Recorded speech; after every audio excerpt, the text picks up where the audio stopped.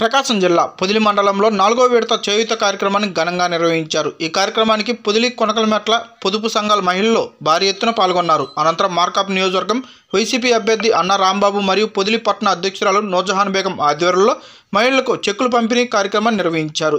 అనంతరం చెక్కులు అందుకున్న మహిళలందరూ ఆనందోత్సవాల్లో మునిగిపోయారు।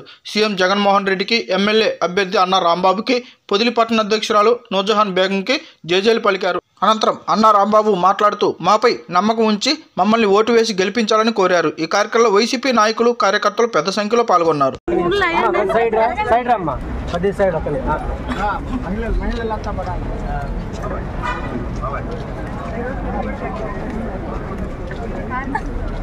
వదిలేసమ్మా, వదిలేసి పైకి చెల్లు, పైకి చల్లాలి।